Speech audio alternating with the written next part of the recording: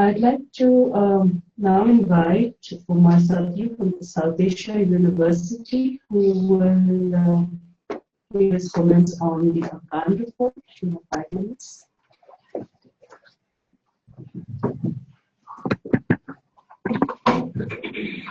Good morning, everyone. At the onset, it's my honor to be here for the part of the women activists, and I'm thankful for Viva and Arushi for inviting me here.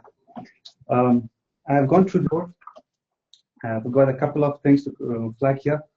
3 basic points that I want to focus is: one is on the factual issues, second on methodology, and the last one is on the content.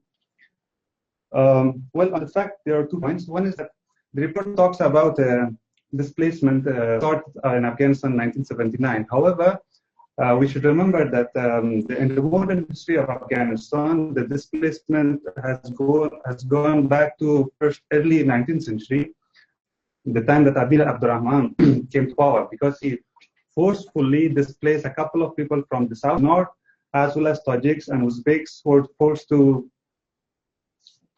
settle in the south of the country. So this history goes back, comes from that, and then it goes to be legalized under Amman law, because a certain law has come to being in that era, and then it was so you see what sort of forceful discrimination has been entered into the legal system of the state also.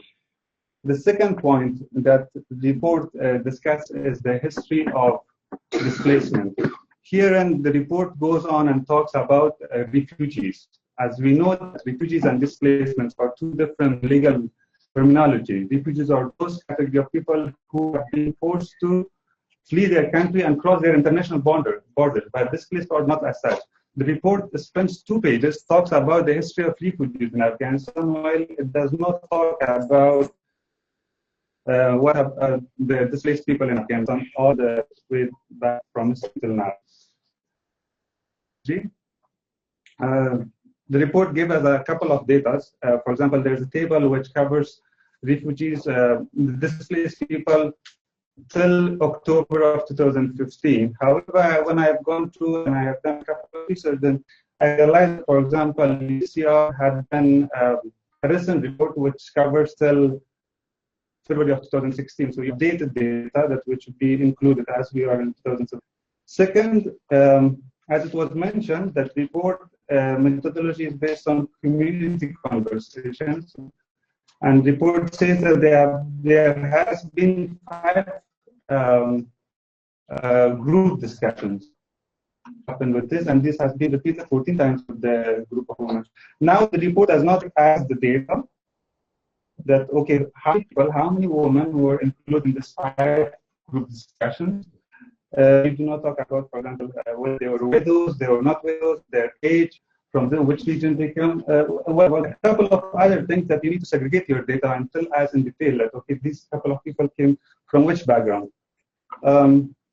Sampling, the report focuses on 2 areas, and the east of the Kabul, which is Polishina and Bagrami.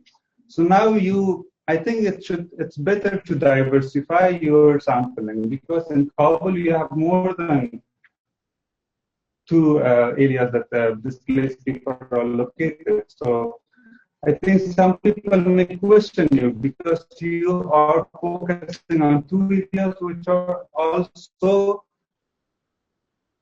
near localities with each other. You can have one locality from east of the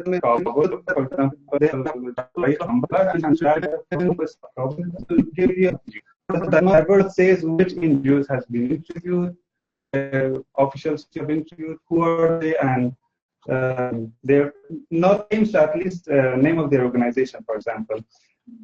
In some acronyms, it has been confusing. For example, in the last page in recommendation, you see this acronym ANDNMA.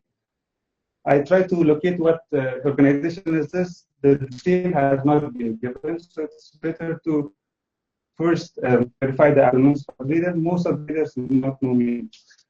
Now on analysis, I must say that the report covers most of the aspects that the woman has raised in the interviews. So it's a very good report. It talks also about gender-specific violence affects displaced people. For example, it talks about child marriage. It talks about the mobility of women. It also says that sexual violence has not been raised in the interviews, but we should realize that there is sexual violence, but because it's a conservative society, so women are scared to express their feeling. It's also good that the report says about resilience of women. We should always do not project women as a victim. Most of the time, we realize that these women who are in the conflict-affected countries, they have a sense of resilience. They go out, break the conservative values, go to work, for example, support their children, admit their children to the university or the school. So this is also a good aspect of the report covers it. But I think there are two other areas that the report could also put the constraints of vulnerabilities or discrimination. For example, what about those women of the lower ranking of, for example, we don't have costs in Afghanistan, but how about ethnic groups? For example, a Jugi woman from the north of the country who's been displaced in Kabul. I think they are facing two different kind of discrimination vis-a-vis other ethnic groups like Pashtuns. Because they're Jugi, they are discriminated not only because they're women, but also because they're Jugi. So this aspect also for them. Also, I think we should also broaden the understanding of displacement, IDPs. The report talks about those women who have been affected by the violence. Let's say, for example, what about those families who has been displaced not because of the armed conflict, but because of sexual violence itself? We have specific cases in Afghanistan that a family in the north of the country was threatened for abduction of their child, or their daughter, or they have been threatened for the rape. In order to save, they flew that province and they came to Kabul. So don't you think it's also a sort of kind of displacement that a woman or a family is displaced not because of conflict, which is a typical understanding of displacement, but also because of their vulnerability of warlords, informal kind of what happened.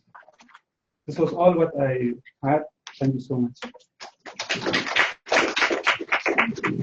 Two key points that I looked up and picked up is the continuum about women's space and the intersectionality lens that deepen the intersectionality. What should I say? Thank you. I will now go to Richa, who's also a member of the WRN from India, and she will give her remarks on the Pakistan.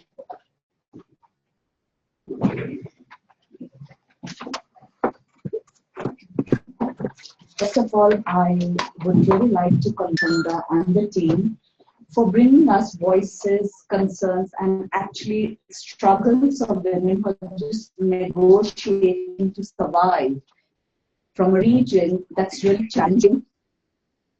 Sorry. A region of North and South Waziristan, which is affected by violence.